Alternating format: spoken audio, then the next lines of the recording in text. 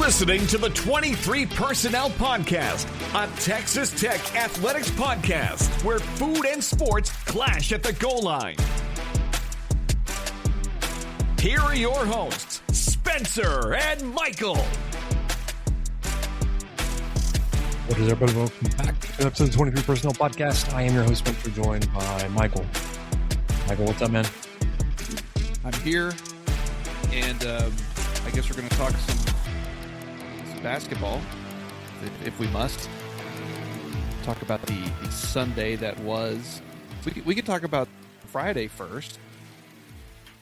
There were some good things that happened on Friday, but Sunday was it was rough. It's abysmal. We'll say yes. Tough way to end. You know that most seasons end on a loss, but losing on a combined 79 points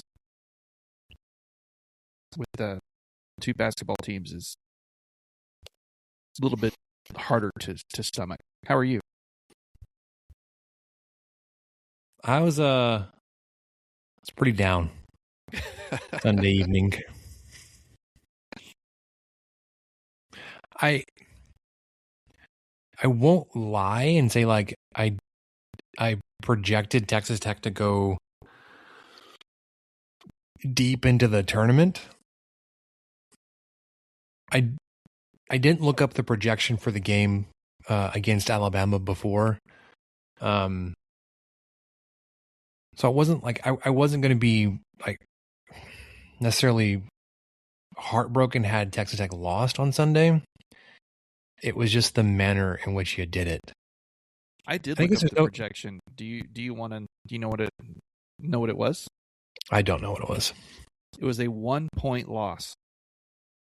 So I got online Saturday and looked at the Haslametrics projection, and they had Texas Tech as a 82 to 83 basically loss to Alabama, which went with the gambling line, which I think was 1.5 in favor of Alabama, and maybe even slid to 1 at one point. So it was, even with the current team, the current squad, everybody in the room thought it would be a one-possession game. And, you know, those are just metrics. Those are just people making lines when they have to make lines for, 64 games in a weekend. But it was just, it was a little bit crazy. Now, what was good about not good, but at least with the men's game, I kind of saw it coming within the first 10 minutes. It felt like, oh, I think I know where this is headed. And so you could prepare yourself and just kind of ride the rest of it out. And it didn't, by the time the game was over, it was what it was, as they say. But yeah, I went into it thinking, man, should be a close game. Let's see what we can do here. And then it seemed like very quickly that it wasn't going to be. And then I still watched the whole thing, though. I don't know why. Red Raider through and through. That's me. Yeah, no, I watched the whole game against Alabama. But let's back up a second. Let's start Friday. Let's go chronological. You had a game in there, first round game, a 12-5 potential upset. I think a lot of people were Texas Tech was a trendy pick to be upset in that spot. Akron, as we talked about, coming into this game, had a 10-game win streak. They were super hot. They had won 10 straight, 19 of their last 20. They won their conference tournament. I mean, they went 29-5, 17-1 in conference play. And for a little bit, like it was kind of close for a little bit, but you had a very good shooting night. You shot 55% from three, 64% from the field. Akron couldn't hit anything, especially up close. Petty had just an unbelievable game. He finished 24 points, 9 of 14 from the field, 5 of 7 from 3. Mosley chipped in 16 of his own points, 7 of 8 from the field, 4 blocks, and 4 rebounds, in only 26 minutes. Watts, like he's one of those players that like will finish a game with productive measures,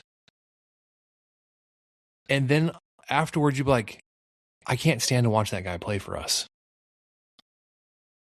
But then like you go back and look at the box score, like, well, he had a good night. 14 points, 6 of 8 shooting. He did have 4 turnovers. He's been a little prone to turnovers. Only 2 of 5 from the free throw line. Fouled out with like 9.5 minutes to go.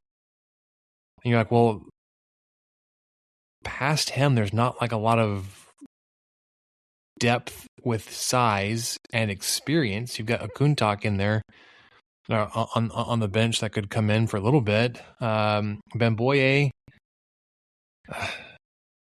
get they play different positions mostly, but like, I don't know. It was just it was weird to see him foul out so early. You're like, well, that may not be wonderful for us. And then just to feel so like against, like squarely, like this guy should walk home on Sunday. So like he's just so, like one of those interesting players, in that like, one, I think it was going to be difficult to live up for the 1-to-1 comparison to D5, right? And we looked at the stats earlier, late in the season, but earlier, and they were fairly comparable to what D5 did at Texas Tech and what D5 was doing for NC State. I think D5 was shooting a little bit better percentage-wise on more volume, but roughly the same points and rebounds and production between the two of them. I've never felt as irritated with D5 that I can remember that I ever felt with Watts, but they were putting up the same numbers. So maybe that just goes to show, like, we were just always going to be unfairly harsh on him because he wasn't D5. And it's not like he came in and bumped Williams out of a roster spot. Williams left first. Anyways, all that to say, like, if you look at a box score and see what Watts did, you're like, that doesn't really align with how negatively or poorly I thought of him at the time of the game. Which we'll get to Sunday, because like it was 10 times worse on Sunday, it felt like. But it wasn't just it wasn't a Watts problem. What were your thoughts on the game? Texas Tech ends up winning this one 91-71. They ran away with it there at the end. Avoided the 12-5 upset. But what were your thoughts? That was a frustrating one, and I feel the same way. I think the hip thing to do is to pile on Watts a little bit. I try not to do that, but he does have some tough stretches, and just the way this game ended. So he fouled, or the way his time in this game ended, he fouled with 10:08 left, and then turned the ball over immediately after, and then got his 5th foul with 9:42 left. So that's a rough 20-second stretch. Yeah, I mean, and I didn't go back and look at the tape, but I think McCaslin was probably trying to sub him out, but didn't even have time to sub him out before he got his 5th foul. So from 10:08, from 10:09 left, he went from having 3 fouls to having 5 fouls at 9:42 left, and committed a turnover, and the turnover resulted in points. And when he went out, Texas Tech was only up by 5. It was 64-59. Then they end up winning by 20. So I'm not sure what that tells anybody or what that means. It would just seem like a very close game up until that happened, and Mosley came in and really stepped up and played really well. He didn't have the greatest night on Sunday, but didn't really. I didn't want to say need him to, but I didn't expect him to, and it probably wouldn't have mattered even if he had. But I think that the frustrating part of this game was kind of how Watts went out, just not playing smart ball, getting 2 fouls within 30 seconds, and being out of the game in a tournament game with just barely under 10 minutes to go. Mm-hmm. And you're a starter. You've got to be smarter than that, and you've got to take care of the ball a little bit better than that. And every time I see his number of turnovers, I think like, well, I thought there was more than that. And that's why I think we've all got to kind of slow our roll and try not to pile on the kid too much, because he does make mistakes, but I don't think he makes as many as we think he does. I do agree that I don't think he should be shooting threes as much as he was. He did shoot a lot of threes. Yeah, I mean, he only shot 1 that night, but I've just got Sunday burned in my head. And so, I mean, like you said, you look at the stats. It's a decent night, but just feels like gave up a lot when it mattered.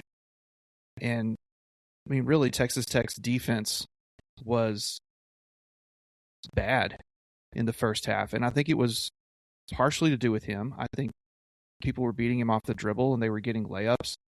Akron, like you mentioned, I mean, we're just really fortunate that Akron couldn't make a stinking layup. They would have had another 10, 12 points on the board if they could make a layup or finish at the rim with any sort of contact. I don't know. I'm sure they wish they had all those back, because they were getting the penetration that they wanted. They were getting the shots they wanted, and they just weren't falling. And Tech was, I think, very fortunate. Now, they did end up winning by 20, so maybe it wouldn't have mattered, but I think we'd have been looking at a much different game if that had gone differently. But yeah, the defense was just not there in the first half. They did button it up a little bit more. I think Akron ended up starting to shoot threes a little bit more than they were in the first half. Yeah, they only shot 8 in the first. No, wait. No, I got that backwards. They shot 11 in the first half and only 8 in the second. But just had a bad shooting night, as well as, which is all you can hope for.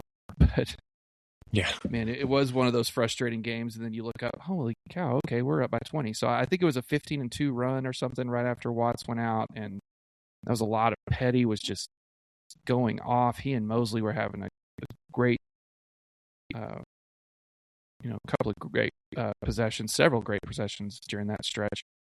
And I don't want to not talk about Christian Anderson, because he's the best player on the team, and he still shot 50% for the night, never missed a free throw, 18 points. He sat for 1 minute, maybe, had 2 turnovers, and was holding the ball. I don't know how many, I don't know how much dribbling he did and how much time he had the ball, and he still only had 2 turnovers. Yep. You win that one 91-71. You get matched up with Alabama, who defeated Hofstra, a 4-13 matchup. Same 20-point spread. They beat Hofstra 90-70. So we are going to be last game tipping off on Sunday night. Last game of the second round.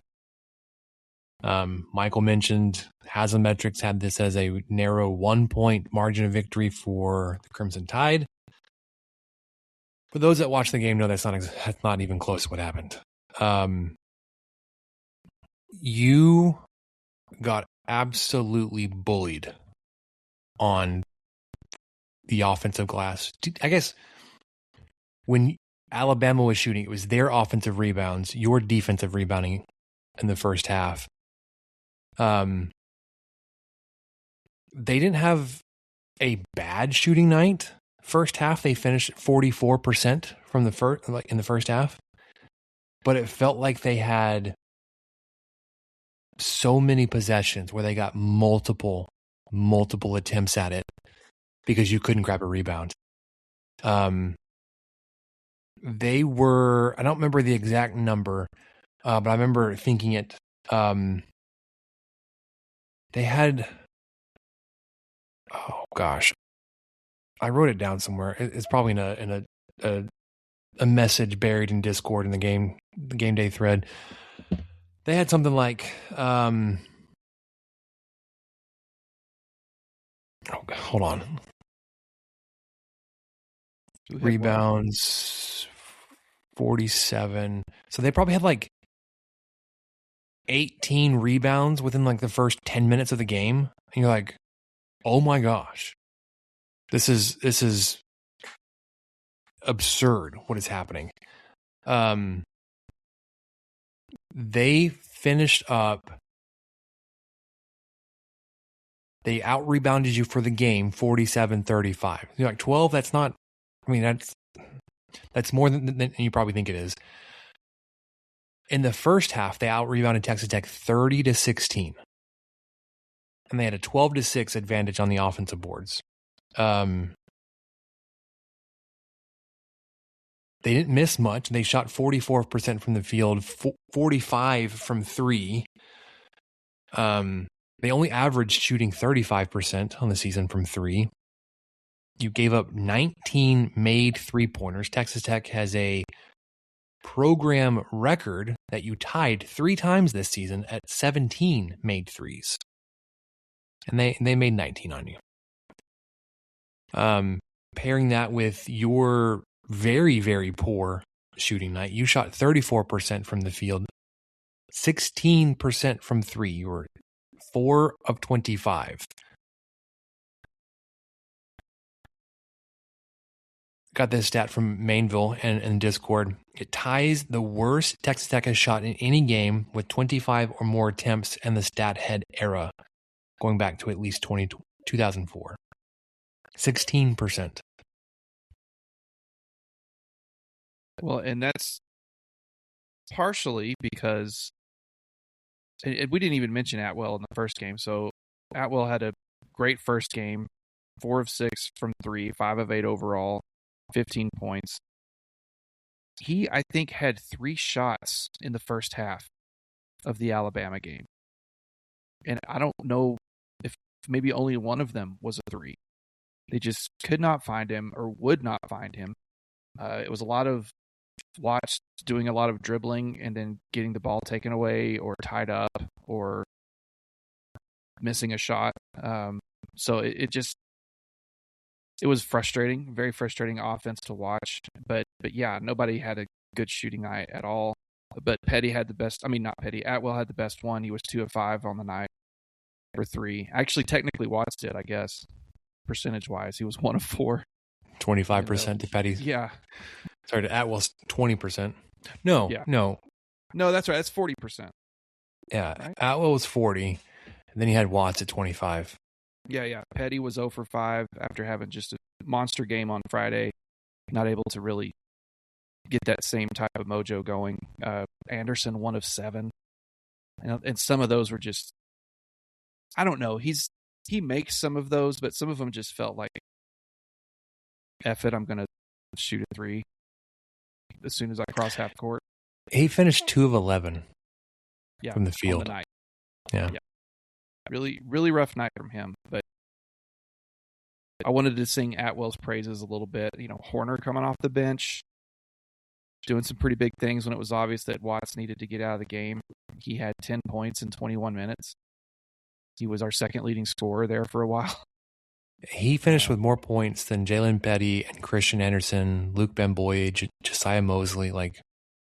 He finished third leading. So it was LaJuan Watts at 16. As much as we wanted to leave him in Tampa, he was your leading scorer of the night. Donovan Atwell 12, Leon Horner at 10. Yeah. What hurts with Watts on this night, Texas Tech had they had 10 turnovers, and I say only because it felt like a lot more than that, but 5 of them were credited to Watts, and that seems generous. I feel like there could have been some more. I swear there were some tie-ups and some other random things that didn't really get called a turnover. And, you could almost say a lot of those bunnies that were missed at the front of the rim when you're 2 foot from the basket, that's almost a turnover. I think, especially when you can't rebound. I think that's what really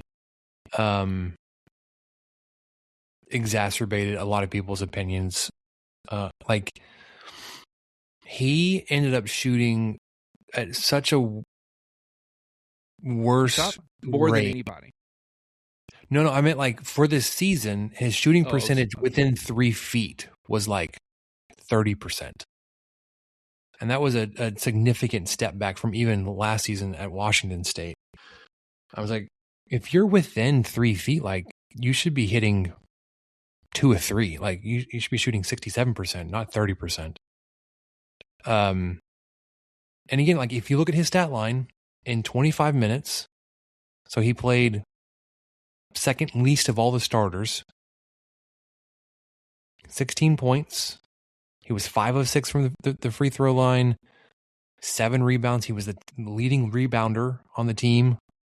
Had assist, had a block, had a steal.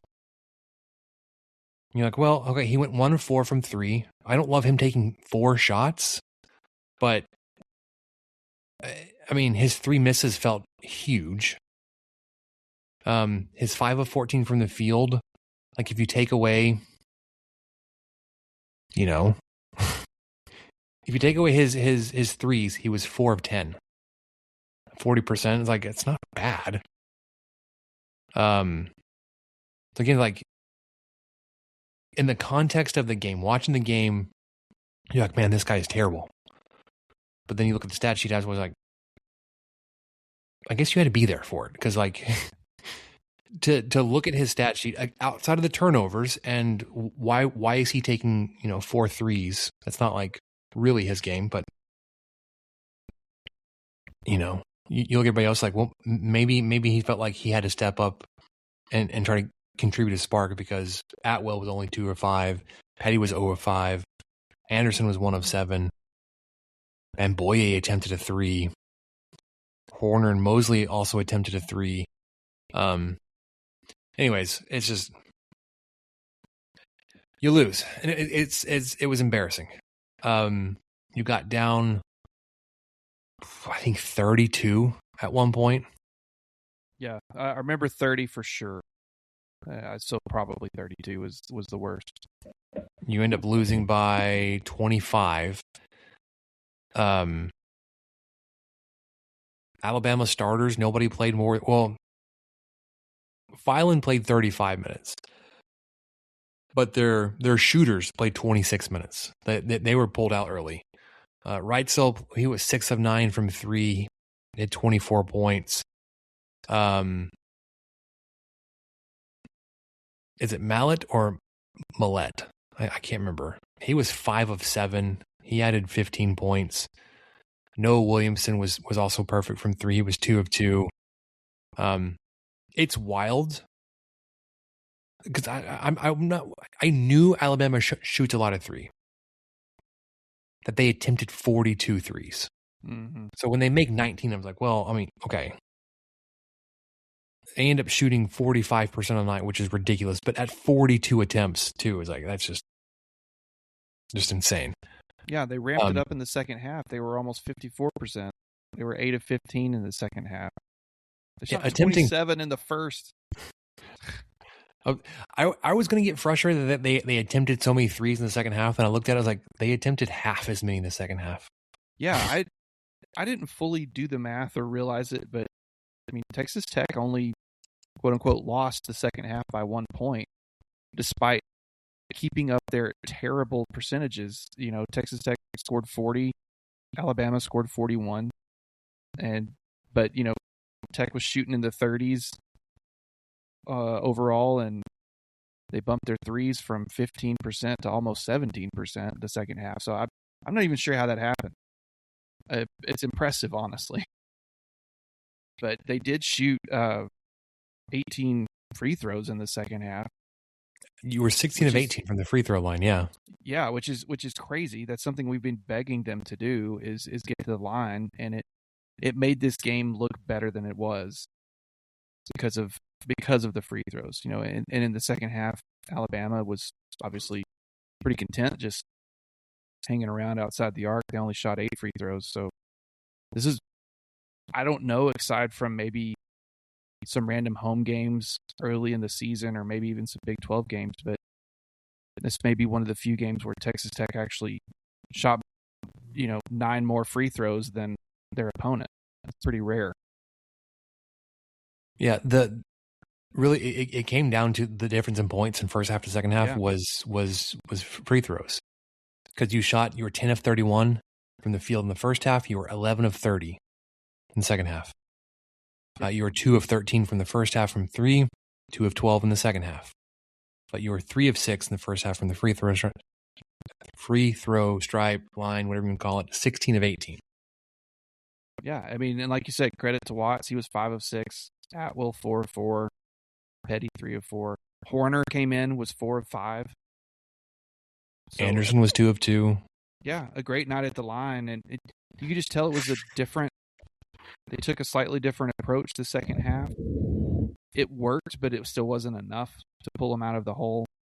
And even and Alabama just heated up. They shot even better. So what can you do? It's just going to be it's just not going to be your night. That's all. Yeah, there's no good way to lose in the tournament. Like, you can say, I'd rather get blown out and just be out of the game early. You were in this one. You could say I'd rather be in it to the very end and lose on a game winner from the other team. Like, because what else can you do? But like, you were right there, you got a chance to win. 6 one way, half a dozen the other way. It sucks. It sucks either way. I guess losing by like 10 or 12 points would have been like, well, you were out of it. You were in it for most of the game and then out of it late, as opposed to, down 32 at one point and shooting as poorly as you did, and having your last game go that way, not losing on a buzzer beater. Yeah, and it's a 4-5 matchup. That's what hurts a little bit too. I know that numbers are just numbers and rankings are rankings, but everything pointed to this being a pretty close game, and man, it just was not. Remember the last 4-5 matchup that kind of felt this way? New Year's Day, Michael. Ooh. Sorry. So I at this point have not heard anything from Texas Tech roster or coaching changes or whatever. There were other programs that had some pretty immediate transfer portal news. As of late Tuesday evening, I have not seen anything for Texas Tech. Lots of players are going to be on the move, in and out.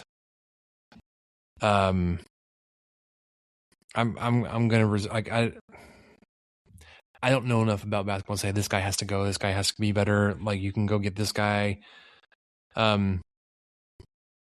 It doesn't feel like you were like landing whoever you wanted on the basketball side. Like, yes, you retained 2 All-Americans, and that can't be understated.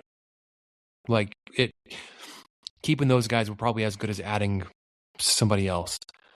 If not, more so important to your success this season.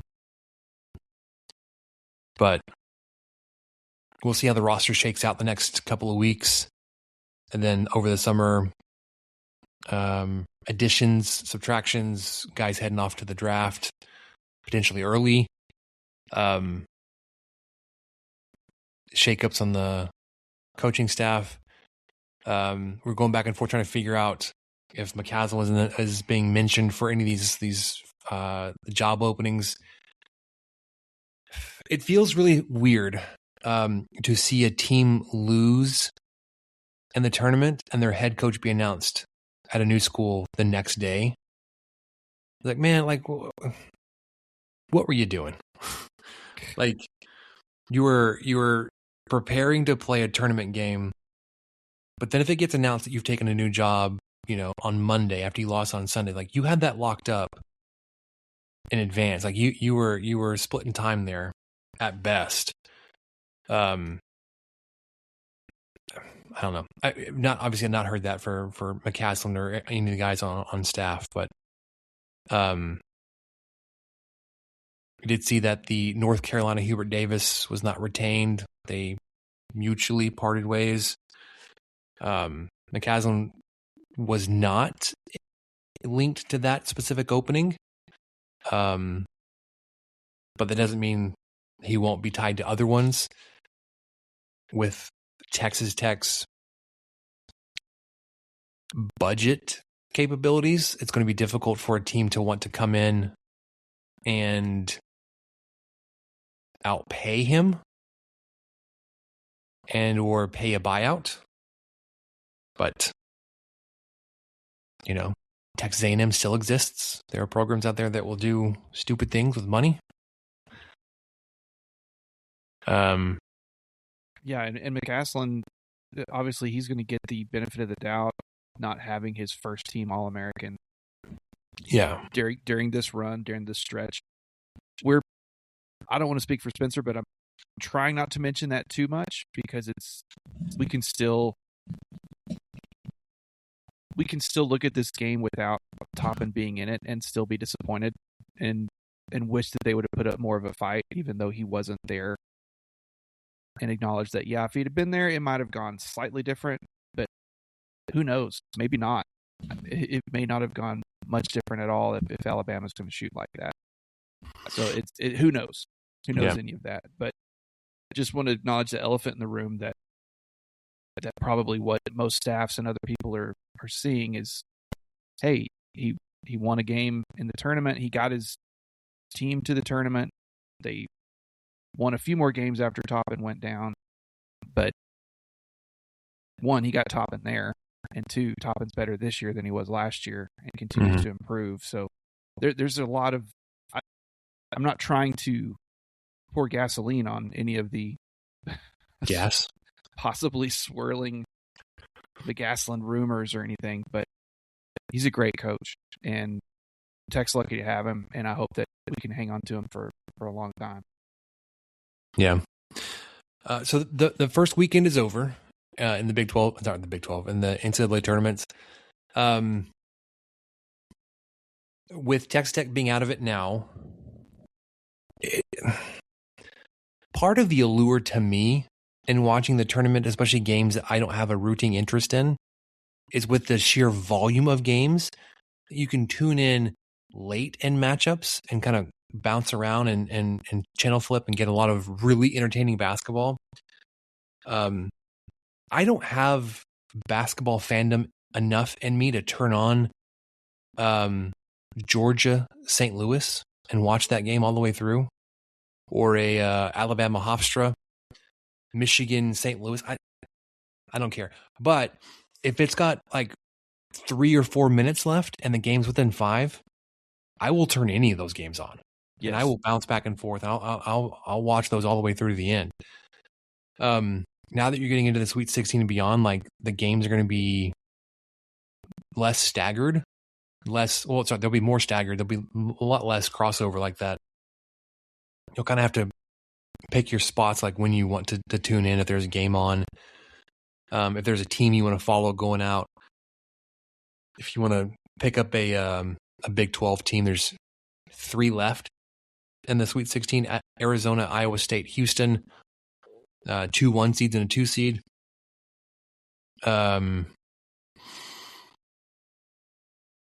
You want to talk about any of the other games you watched, or any moments you watched, or any of the Big 12 teams? I was kind of glad that Texas Tech's game was the last one on Sunday, because I would not have felt like watching anything else. But I believe it was just before that I saw Florida lose on that court. I think they were in Tampa as well. Mm-hmm. Is that right?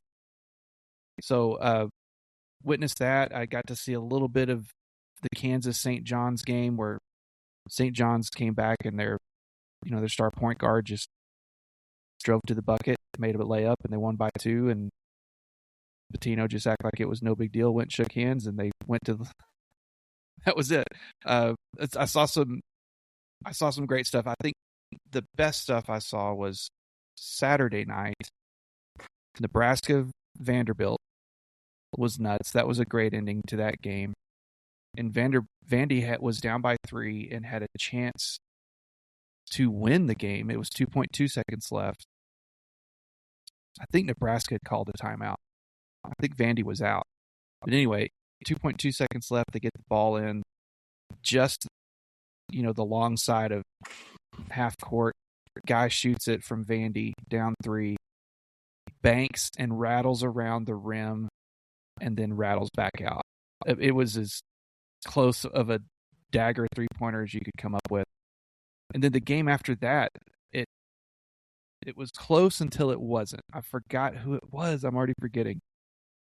But the game after that, the late one on Saturday night, was similar. I think it was back and forth, and then whoever won ended up, pulling away in the last just handful of minutes.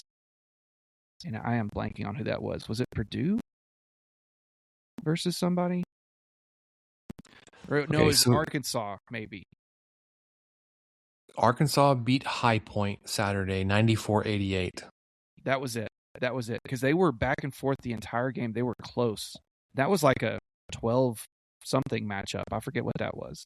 It's a 12-4.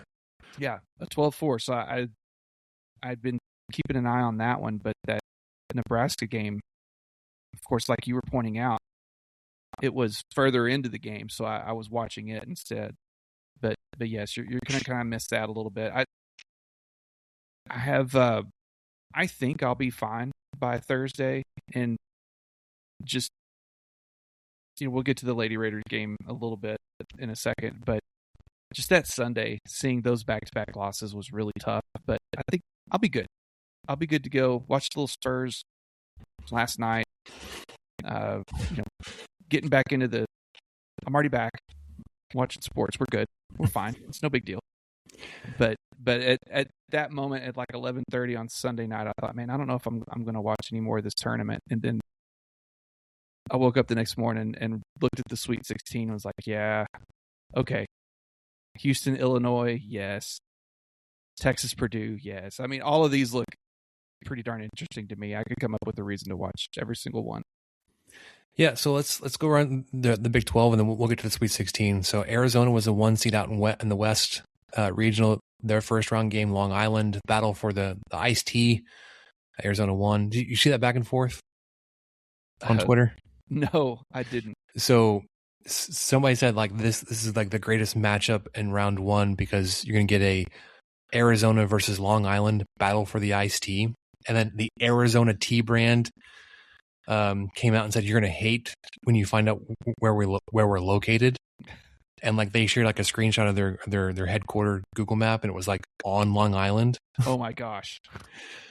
And then after the game, they retweeted and it said, after further consideration, we will refrain from making any further comment. Anyways, Arizona won that one, and they went on to match up with Utah State, and their round of 32 won that one, so they're into the Sweet 16. BYU took on Texas in their first round. Texas was in the first 4 when the play-in games. Texas took down BYU, and then they ended up beating Gonzaga, so Texas is into the Sweet 16.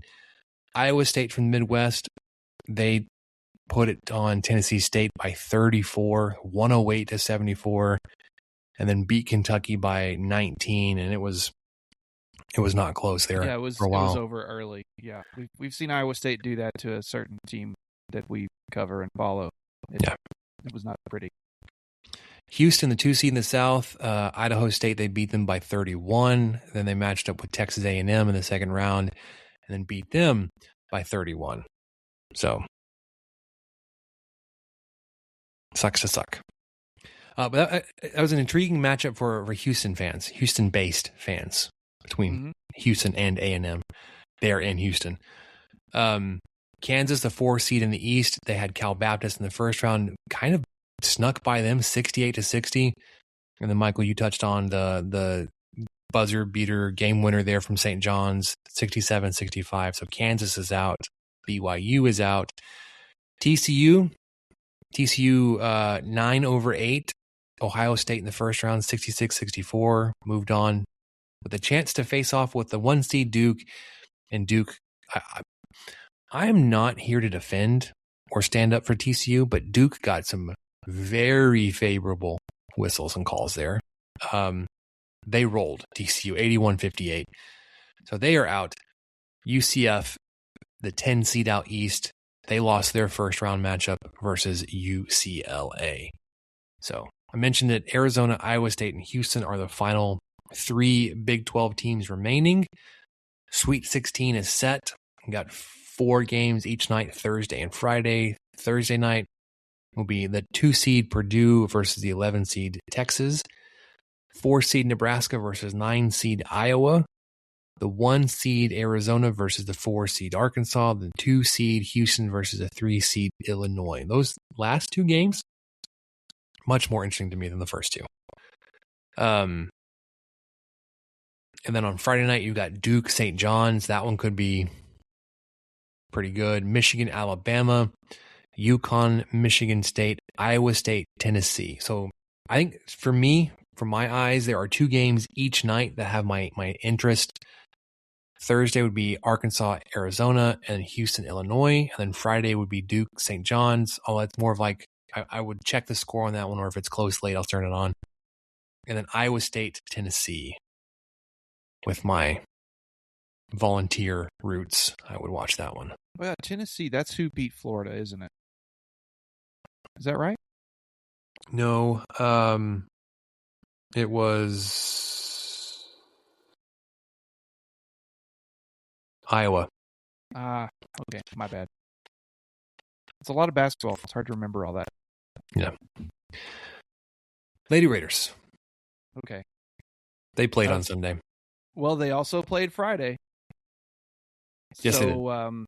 Yeah, maybe we hit that one up first. They went to Baton Rouge, which, as we mentioned last week, top 16 seeds in the women's tournament get to host, which is extremely valuable and almost borderline unfair, but that's how it works.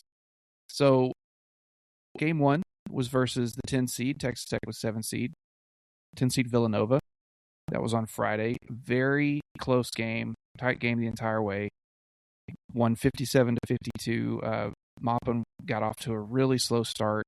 She was 0 of 5 on field goals. She only had 2 points, and they were both free throws. And they came within the last 2 minutes of the first half. So, first half, she had 2 points. But second half, she went 4 of 8 from the field. And she was perfect again from the line, 5 of 5, including some late clutch free throws to seal it. And so she ended with 17 points, 15 of them coming in the second half. Danae Fritz, 5 of 6 from the field, 3 of 4 from 3, 13 points. And just a really big win. Collins had a rough weekend. She's Texas Tech's leading scorer. You know, it's always between her and Maupin typically. And she struggled on Friday night, but you know, thanks to Fritz stepping up and Maupin having a pretty big second half, they were able to get the win. But similar to the men, you know, Villanova grabbed a lot of offensive rebounds late, but fortunately just missed some of those shots and were unable to pull away and win. But I think most of you know what happened on Sunday. They got the chance to play number 2 seed LSU, which is the number 5th ranked team in the country. The line on that game was LSU favored at 24.5. And I wrote this on like Saturday, Spencer. I wrote, yikes, exclamation point in the notes. Like, man, LSU minus 24.5. Yikes. And you came along later and said, guess that line wasn't big enough. And correct you were. It was a 101-47 loss on Saturday. Nope, Sunday. So that was at 2:00. So you had about 5 hours to recover from that before Tech men lost by 25. So anyway, LSU, they're good. They're really good. Flau'jae Johnson is just incredible. She's so athletic. I don't know how many contested layups she made, and she wasn't getting a ton of calls. And there'd be 2 Tech defenders down on the ground. They weren't charges.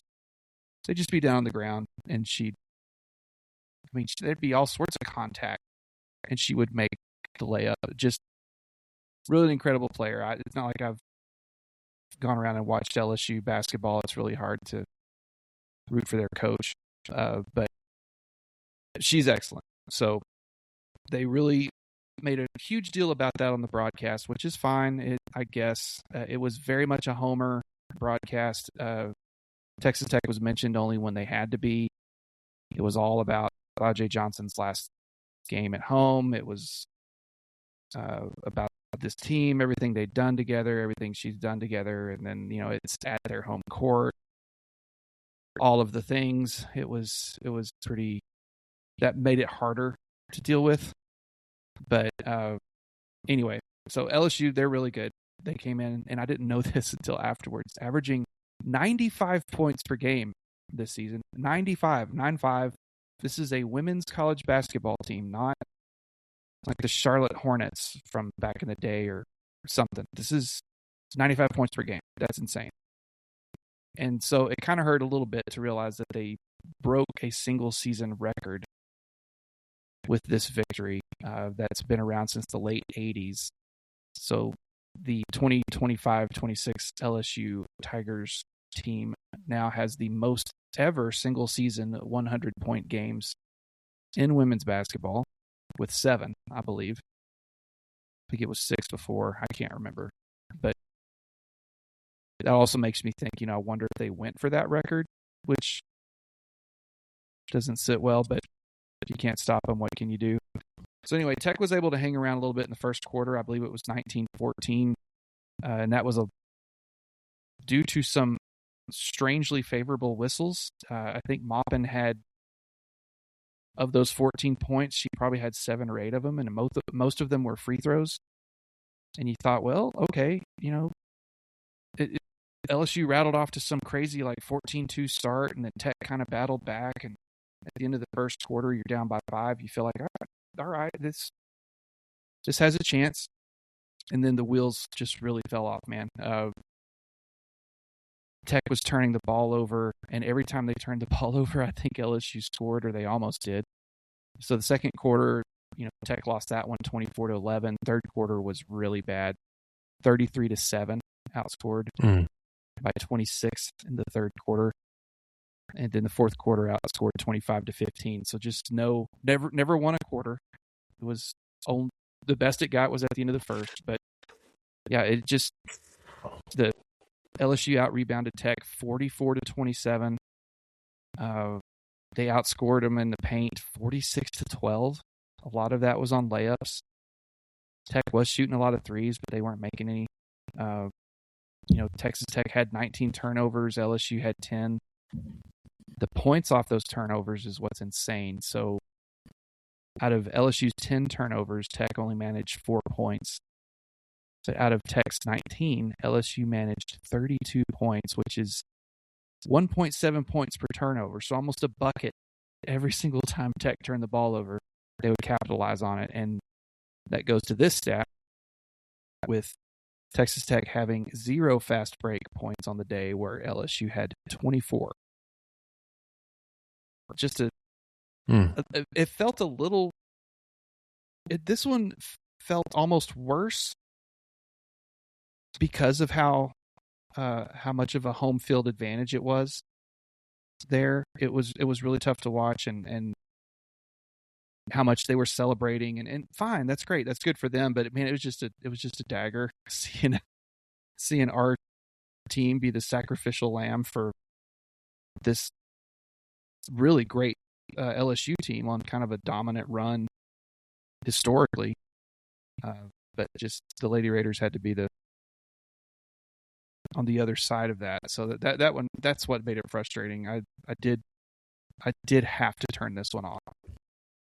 I watched it long enough to see if Mulkey took Flau'jae Johnson out of the game, and she finally did with about 8 minutes left, and which was great. She got to have her curtain call, which was good. But man, the way it was going, I thought she was just going to leave her in the whole game, and win by 60. So close enough. It's 54. Close enough. Yeah, tough day. Tech didn't shoot well. They were, what were they? 22% from three, 25% from the field. Just nothing was going to stop LSU that day. But a great season for the Lady Raiders overall. A lot of the players are leaving, exhausted eligibility and whatnot. So it's going to be a very different looking team next year, and we'll see what Gerlich and the staff can do in the offseason. Yeah, so that puts a wrap on the Texas Tech basketball seasons. Obviously, both sports have the rest of their tournament to play out, but Texas Tech is now done competing in that. They are now on to softball and baseball only, which we'll get to here in just a second. But any final thoughts on the basketball season, Michael? It felt like coming into the men's season, there was a lot of hype and potential, and this team could have a deep run in them. I was always a little hesitant to really buy into that. Like there was a slow start there. They were frustratingly inconsistent. They had some really great games, and there were stretches there where it was like, man, if we can see them put it all together and play like this more consistently, yeah, you can beat anybody. Obviously, when you beat Duke and Arizona and Iowa State and Houston all in the same season, 3 of those being on the road, you're like, man, like you can hang and beat anybody. You hang with and beat anybody. But then you go out there and you have games where you lose to UCF, you lose to, you had that 4-game stretch there at the end of the season. Colorado. I think you beat Colorado game. I think Tech won, but they blew a 25 point lead. Yeah, there was that one. There was just moments where you caught glimpses of this team has got some flaws in it that ended up being exposed. Obviously, they were put under a microscope, exacerbated. What little cracks were there were broken wide open once JT Top went out and you didn't have an All-American there kind of doing what he does. If you eliminate that, or if that threat is eliminated, you can zero in on other, deficiencies. So I'm frustrated with the way it ended. There were, I think, opportunities throughout the season to kind of get on a roll and be a lot more consistent, to pull things together. It feels not wasted, but like you had another season where you had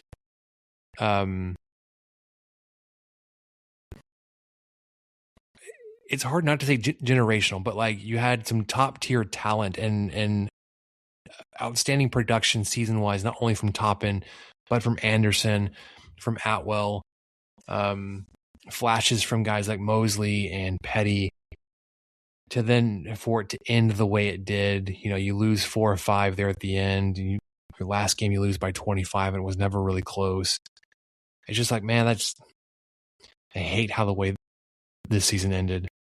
And then you're going to have a whole lot more perspective on the women's team, but to start off this season the way you did, 20 straight wins, to then kind of again stumble there towards the end of Big 12 play, or at least be cooling down and slowing down a little bit, and then to end your season the way you did in Baton Rouge, losing by 54. It's just like, man, it's very disappointing how both these seasons ended.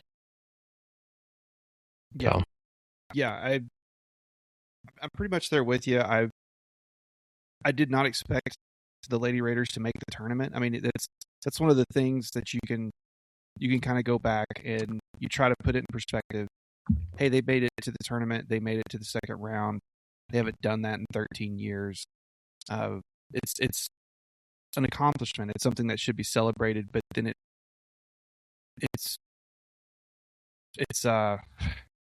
man, it's just hard to celebrate that type of a beating. Even though historically this was a great season. Hopefully this is something that can build some momentum. But then again, a lot of these girls are leaving. Pretty much all the ones I mentioned today are gone. And they were gigantic contributors and part of why you got to this point. So it is leaving a lot of question marks in the air. And the staff really they bought themselves some time for sure with this year, but they're going to have a lot to prove next year. And I think I've really, who they brought in last year, Nunez had some frustrating moments, but it was great to have an actual true point guard to lead this offense and not, force Maupin to do it every possession. So, she came in just 1 year, and Collins was incredible for 1 year here at Texas Tech. So I think there's some good momentum there. We've got our 7-footer Stephanie. I still need to learn how to pronounce her last name.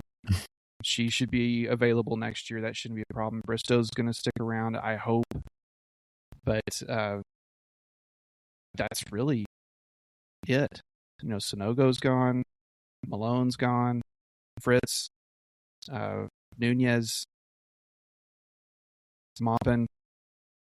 They're Collins, of course. It's going to be a completely different roster next year, which is a little bit different than when I've probably 4 or 5 years ago, I really started following the Lady Raiders closer. And that's what's been nice about it is they retain, I think it's just how the women's game is, and NIL is not as influential as it is in the men's game. But you got to see the same players quite a bit more than you do in the men's game. And then this will probably be some of the biggest roster turnovers since I've kind of hopped on the bandwagon. But I think it was a great season.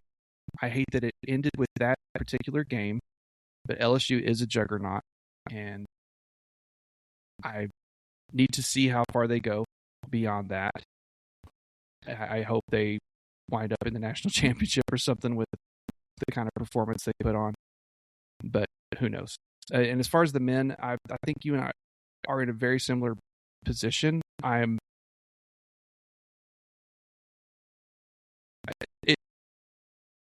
I guess record-wise, after Toppin went down, the rest of the season kind of went like I thought it would. And I didn't expect it to end on a just completely lifeless blowout, but I did expect it to end on some game where Texas Tech wasn't hitting threes and couldn't get a rebound. And that's essentially what happened, but magnified by 10. So I think it was a very successful season overall. Like you said, some frustrating stretches where you got some really big wins and then some head-scratching losses. But, man, I felt pretty good about Texas Tech going into the tournament with Toppin. And then that injury happened, and it robbed him and it robbed us. And it's not fair, and it's frustrating. But that's what we were dealt this year. So we'll see who gets to come back, who wants to come back, and when Toppin can be available again, and lace them up for 26-27. Yeah. Speaking of juggernauts, let's talk about softball. Woo. We'll talk softball and baseball here, and we'll wrap it up here pretty soon. Softball. Now 31-2, 8-1 in Big 12 play, move into sole possession of first place in the Big 12, number 2 in the national rankings, back up from number 3, following their weekend series sweep versus the Knights of Central Florida. Friday, they won the closest of the three, 4-3. Saturday had a run rule, 9-0, and Sunday wrapped up the sweep with a 7-2 victory. Then they were on the diamond tonight on their way back, stopping off in is that Stephenville? Yes. Tarleton State. And they took down Tarleton State 12-0. So they are 31-2 on the season, coming back preparing for a Big 12 series home weekend versus Iowa State, Friday evening at 6, Saturday afternoon at 2, Sunday afternoon at noon. Unfortunately, even though they have the number 2 team in the country, there is no TV option for this one. Yeah, not yet. Maybe they'll change their mind, but at least when I looked the other day, and sometimes I don't know if it's just they forget.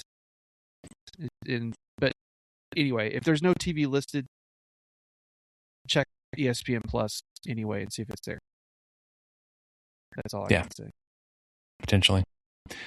And it felt like stuff like this used to end up on like the Texas Tech Plus or whatever they used to call your own owned streaming platform, but I think all that kind of got wrapped up and rolled into ESPN Plus. And then next midweek you have Tuesday the 31st at Abilene Christian, and then back home for a weekend series with BYU over Easter weekend. So it's going to start a day early, Thursday, Friday, Saturday, 6 p.m., and noon.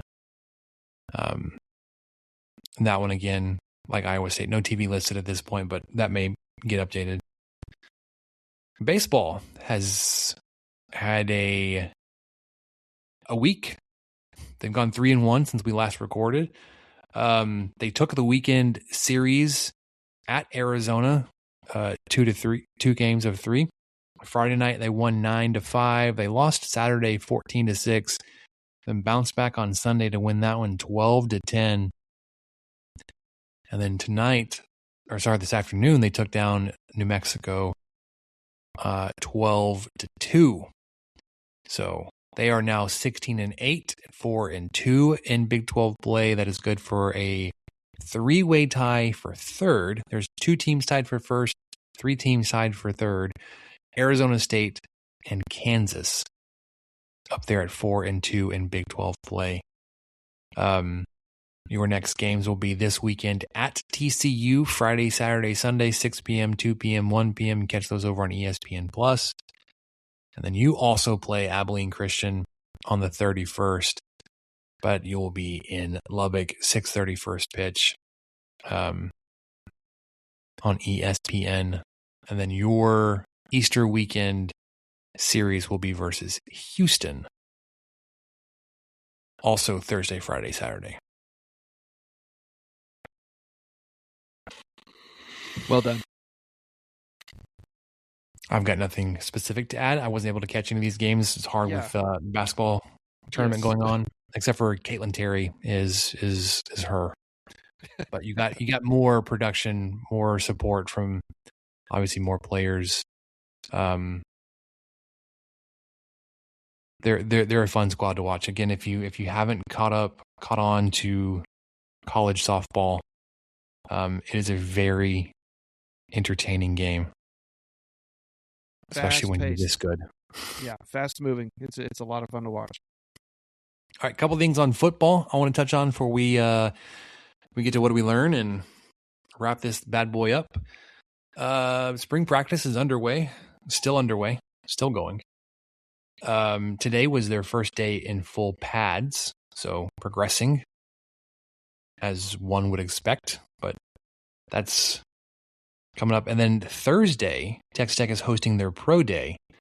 And there was a name on this list that stuck out, Michael, and the handful of names is like, I forgot already that they were a senior or they had exhausted their eligibility. And one is participating in pro day that didn't even finish his career at Texas Tech. But pro day participants, offensive lineman Davion Carter, defensive line Lee Hunter, defensive back AJ McCarty, D-line Skylar Go Howard, Judah Banks, receiver Reggie Virgil, defensive ends Romello Height, Charles Esters, and David Bailey, punter Jack Burgess, corner Dante Balfour, defensive end Terrell Tillman, linebacker Jacob Rodriguez, tight end John Carlos Miller, safety Cole Wisniewski, receiver Caleb Douglas, linebacker Bryce Ramirez, quarterback Baron Morton, wide receiver Brady Boyd, wide receiver Jordan Brown. Yeah, Jordan Brown. that one. The one that transferred before the bowl game last season. Sorry, of the 24 season. Still participated for Texas Tech, having committed to Memphis or UNLV or whatever it was that he ended up going to. But we'll be back to participate in the Texas Tech Pro Day. Red Raider for life? I'm not sure who okayed. I mean, you don't want to, I don't know. This one feels weird. It feels like he's trying to capitalize on there being a lot of eyes coming to Texas Tech Pro Day. But does he have a brother we're interested in or something? I have no idea. But so that is your group participating in Pro Day. I did see a lot of information coming out about scheduled visits between Pro Day participants and NFL teams, specifically Romello Height, and just the vast number of teams he's been meeting with, which is a good thing. I did see some NFL teams, specifically the Kansas City Chiefs, tweeting out highlights of Lee Hunter. Reggie Virgil was meeting with the Lions. Yep. Getting a lot of today. draft analysis, analysts saying don't overthink it and draft J-Rod if he's there. Yeah. I think that's good analysis. And then guys like Skylar Gill Howard, like, I mean, he's going to be a sneaky good pick, specifically or especially because a lot of people didn't get a chance to see him when all the eyes were coming to Texas Tech. He was already done for the year with his injury early in the season. Judah Banks was underrated, I think, again because of Skylar Gill Howard and Lee Hunter and AJ Holmes. I mean, he was a starter for last season's team. David Bailey, I think, may just throw a jersey on and jog around just to say he participated. There's almost no point in him being out there. Hope you get a lot of good showings, especially for guys like Cole Wisniewski, who didn't get to go to the draft. Sorry, not the draft, the combine. So that's happening on Thursday. Sure, we'll see a lot of Texas Tech content from that day and all the workouts. Did you catch the upcoming rule changes to targeting, Michael? I guess the penalty enforcement.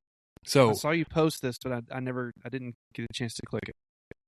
So what they're going to do, they're changing the enforcement, how much time a player is going to miss after being disqualified for targeting.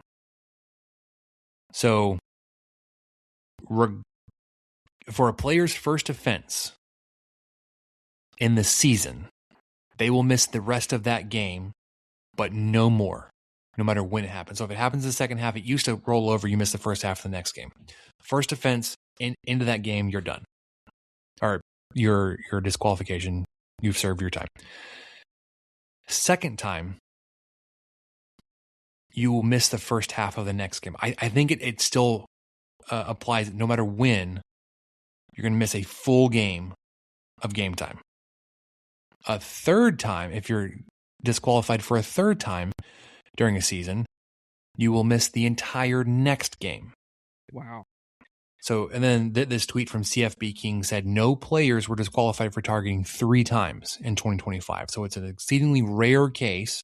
And you would hope that, like, with this kind of potential judgment, that, like, it will continue to curtail some of the targeting. However, it didn't happen at all last season that you had a guy get 3 disqualifications from targeting. But they are adjusting the penalty. I think one, you see a lot of guys that get the one and they miss,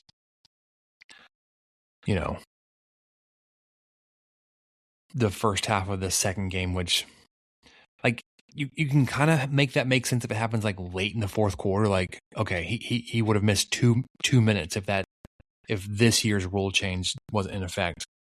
Like, you kind of want to have him miss some time. But also take into consideration it as a first time offense for the season. You miss the rest of the game, you're in. Okay.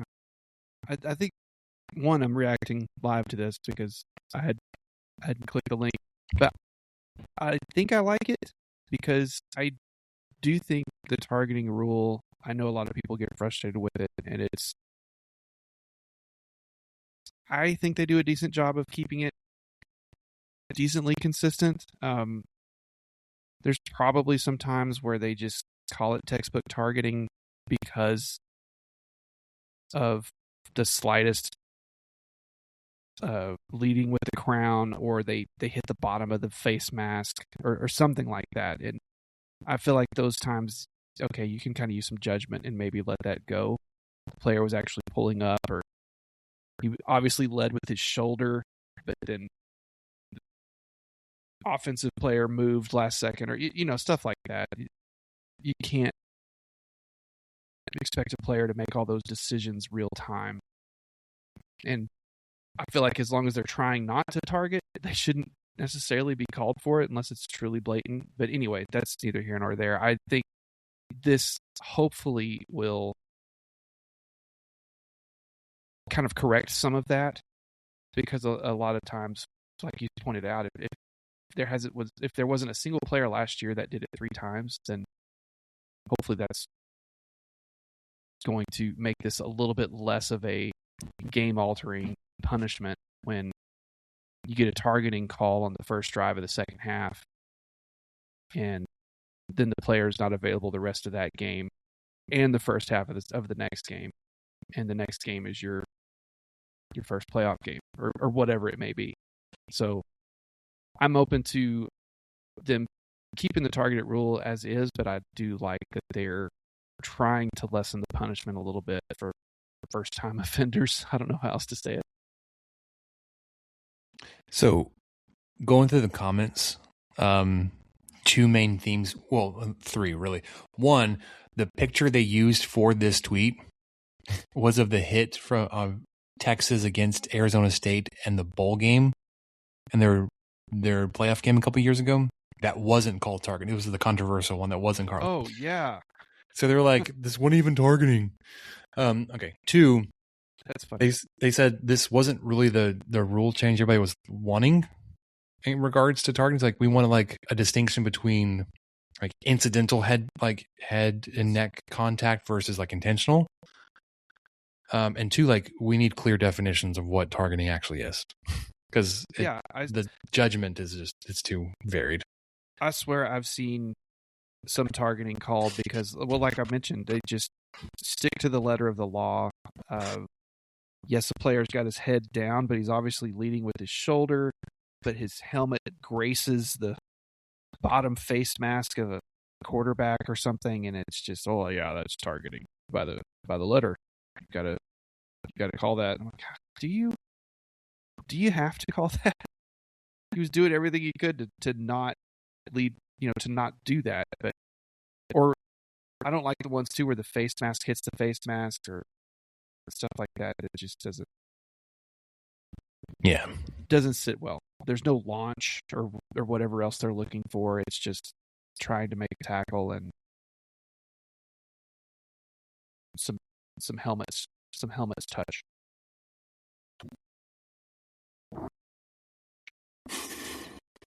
For those not watching the recording, Michael and I just did some potentially obscene hand gestures to each other.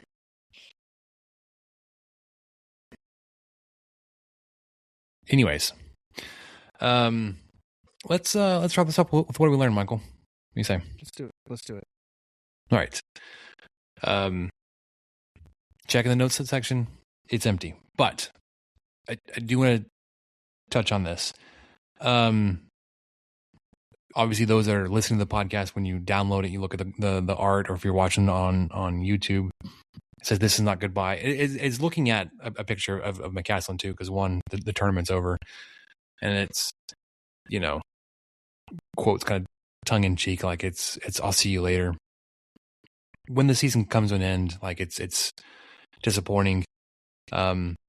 I have no, like I said, no intel, no gut feeling or anything of that McCasland's leaving. That it wasn't about that. It was about us, Michael, that we are taking a little break. See, no, it's not because Michael's leaving the 23 Personnel podcast because he's got 3 kids.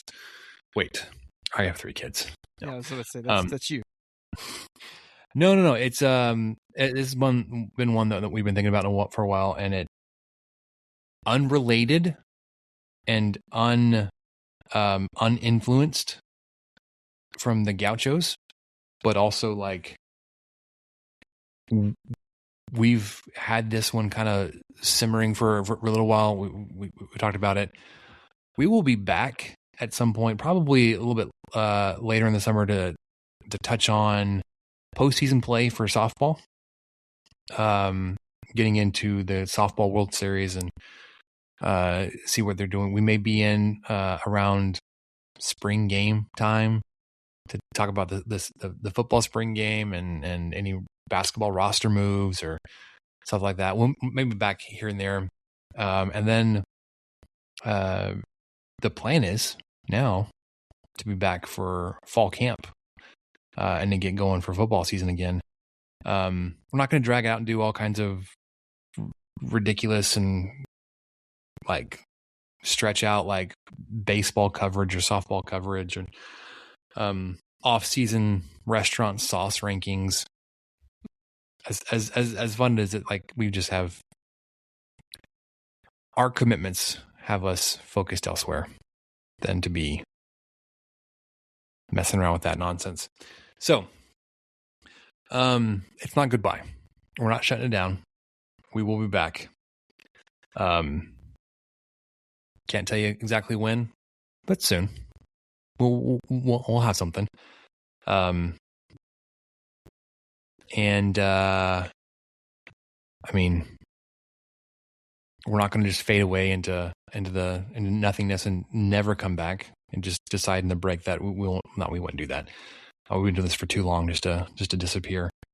But for now, you're going to have to deep dive into your reading log, your books to read, your audio books, in place of the 23 personnel.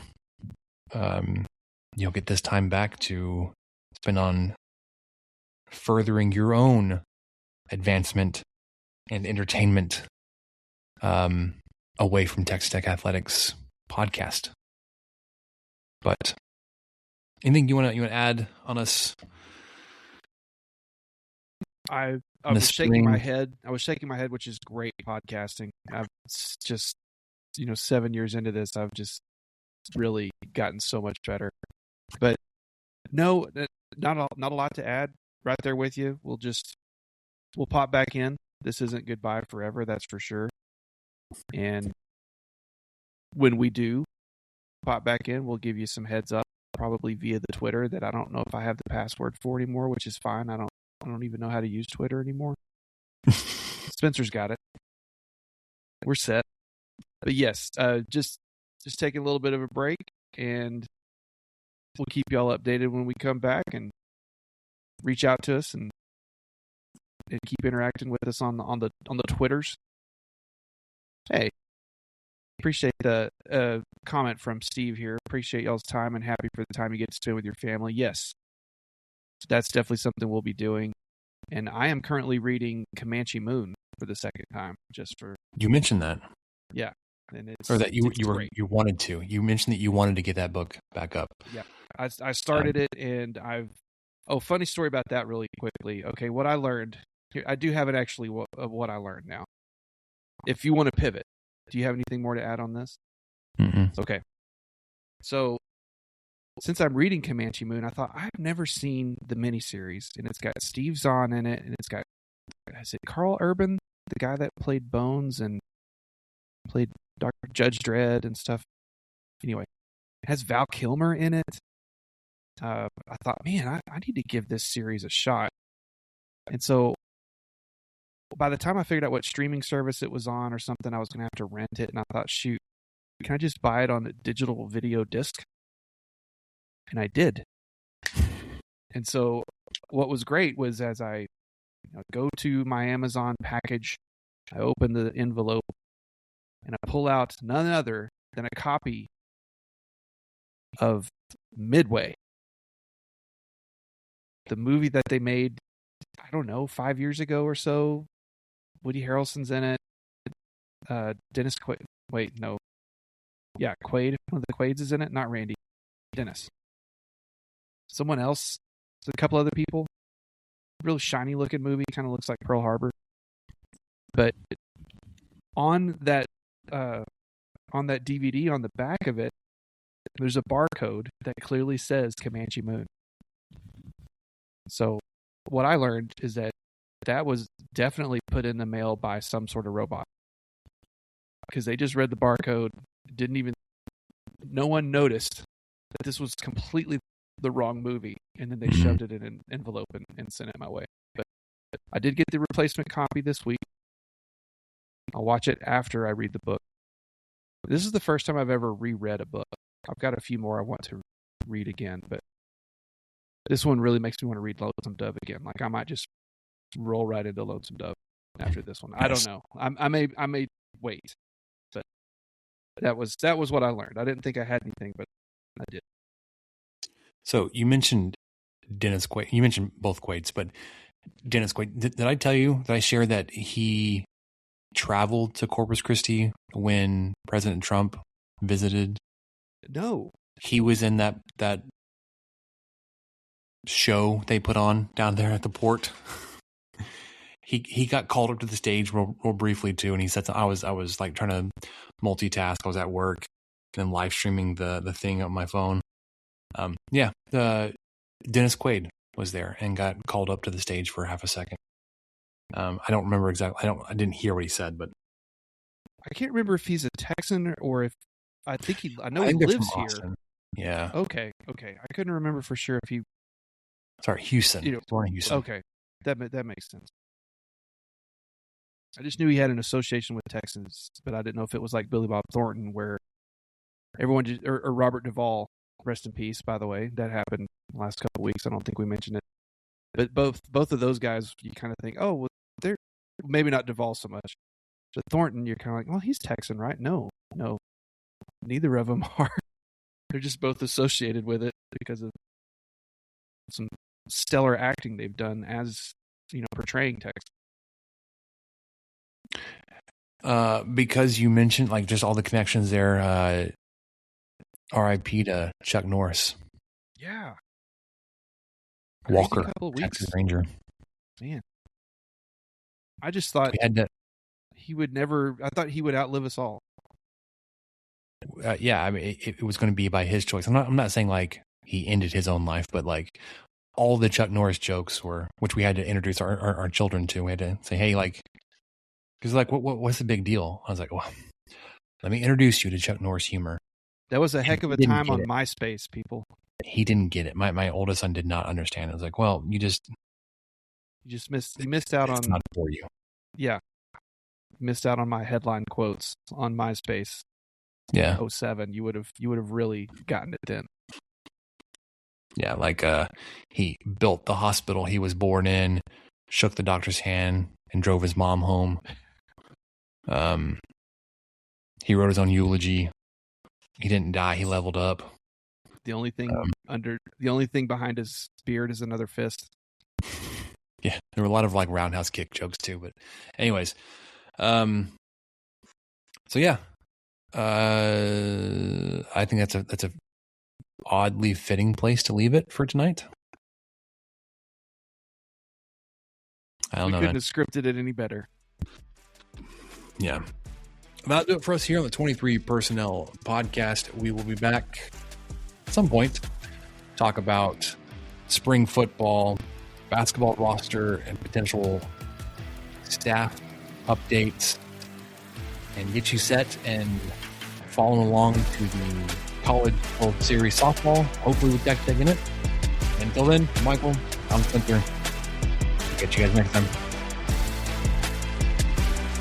Thank you for listening to the 23 Personnel Podcast. Help us out by subscribing, rating the show, and leaving a review. Follow us on Twitter at 23 Personnel, Spencer at PuntSuck, and Michael at Michael_LVK. Be sure to catch the next episode. And until then, guns up and let the tortillas fly.